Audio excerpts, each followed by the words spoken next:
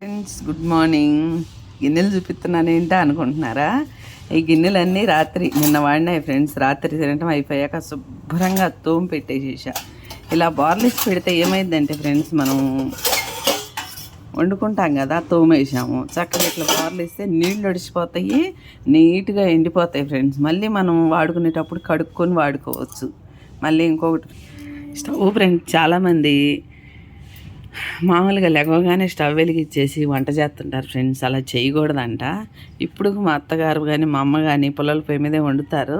ఎంత చక్కగా ఫ్రెండ్స్ చుట్టూ అలికేసి, మా అత్త అయితే చుట్టూ అలికేసిద్ది ఏ రోజు ఆ రోజు. మా అమ్మ పెద్దగా అయింది, చాలా అలకలేకపోతుంది. మనం కూడా ఫ్రెండ్స్ ఆరోగ్యంగా ఉండాలంటే ఈ పొయ్యి మీద ఇట్లా ఇట్లా నీళ్ళు జల్లేసేసి, ఇది రాత్రి కడిగి పెట్టేసా నీట్గా, అయినా కానీ ఇలా నీళ్ళు జల్లేసి చక్కగా నీట్గా తుడిసేసి ఇట్లా మనం మొక్కుకొని వెలిగించాలంట ఫ్రెండ్స్. ఎందుకో తెలుసా?